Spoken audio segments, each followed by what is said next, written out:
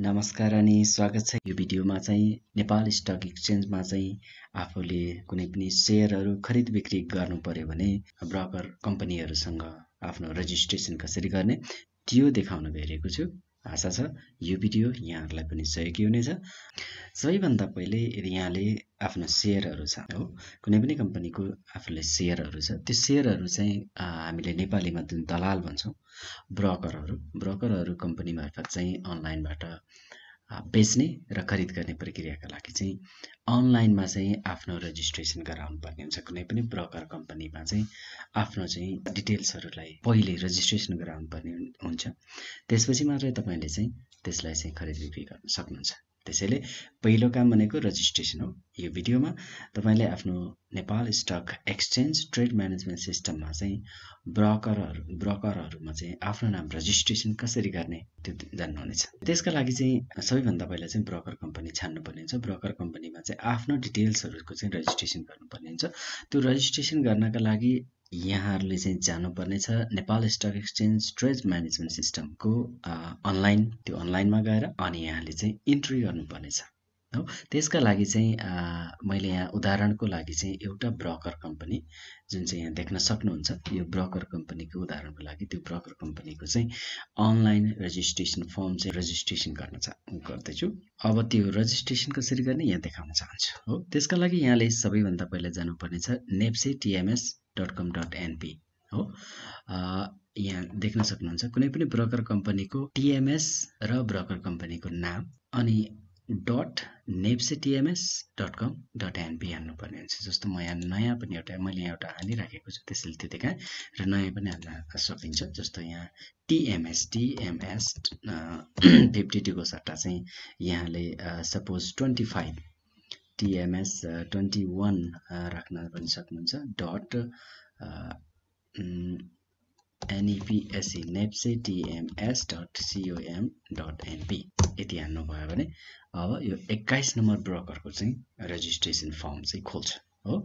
सबै ब्रोकरहरूको एउटै सिस्टमले चाहिँ एउटै खालको रजिस्ट्रेसन फर्म भएको हुनाले ब्रोकरको स्टक ब्रोकर नम्बर चाहिँ फरक देखाउँछ। यहाँनिर देख्न सक्नुहुन्छ ब्रोकर नम्बर चाहिँ फरक देखाउँछ भने रजिस्ट्रेसन जुन सिस्टमहरू छ यहाँले चाहिँ खोल्नुपर्ने सम्पूर्ण फर्महरू चाहिँ उस्तै खालको छ, एउटै खालको छ हो। त्यसैले गर्दा म यहाँ कुनै पनि कम्पनीमा यहाँले खोल्न सक्नुहुन्छ। म यहाँ चाहिँ एउटा कम्पनीको खोलेर देखाउनको लागि एउटा कम्पनीको खोल्न चाहदैछु।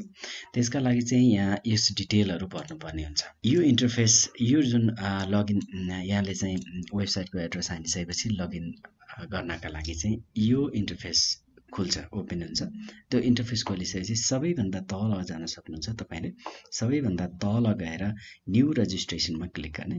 New registration online trading account system छ यहाँ, यसमा चाहिँ गएर क्लिक गर्ने। म क्लिक गरिदिन्छु यसमा।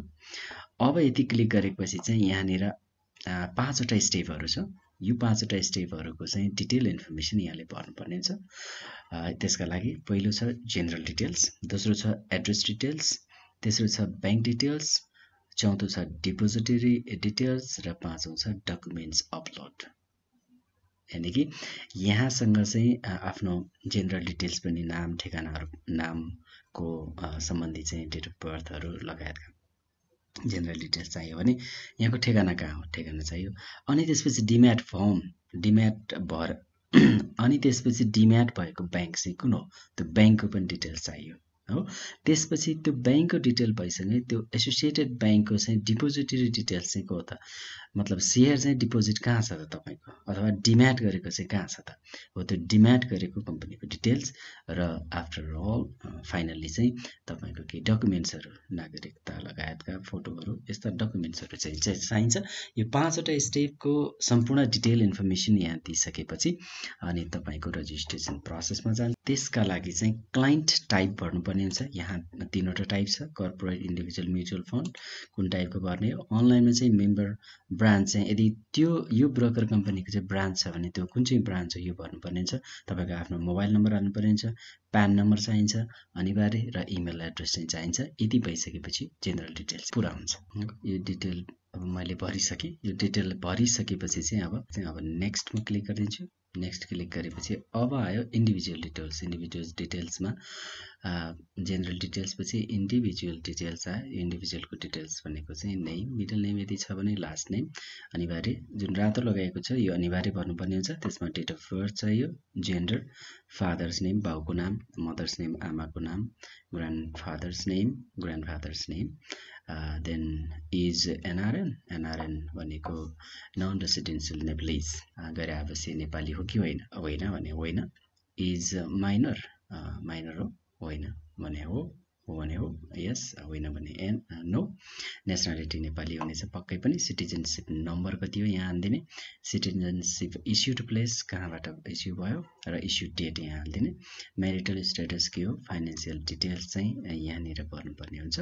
र त्यसपछि इन्भल्भ इन इन्भेस्टमेन्ट कम्पनी, कुनै इन्भेस्टमेन्ट लगानी गर्ने कम्पनीमा इन्भल्भ छ भन्दा छ भने यस, छैन भने नो गरिदिने। ओके, यति भएपछि यो इन्डिभिजुअल डिटेल्स पनि हुन्छ। म यहाँ चाहिँ भरिदिन्छु। यो भरेपछि नेक्स्टमा क्लिक गरेर पर्ने हुन्छ।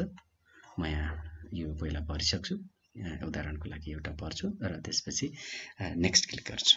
अब यो विवरण पनि इन्डिभिजुअल डिटेल्स पनि मैले भरिसकेको छु। अब यति भइसकेपछि चाहिँ नेक्स्ट क्लिक गरिसकेपछि अब एड्रेस डिटेल्स खोल्छ। यो एड्रेस डिटेलमा एड्रेस टाइप चाहिँ पर्मानेन्ट हो कि टेम्पोररी हो, पहिला चाहिँ त्यो पर्मानेन्ट पनि हाल्नुपर्ने हुन्छ, टेम्पोररी पनि हाल्नुपर्ने हुन्छ। पर्मानेन्ट भएपछि टेम्पोररीहरूको डिटेल यहाँनिर खोज्छ। यति गरेपछि नेक्स्ट क्लिक गरिदिने हो।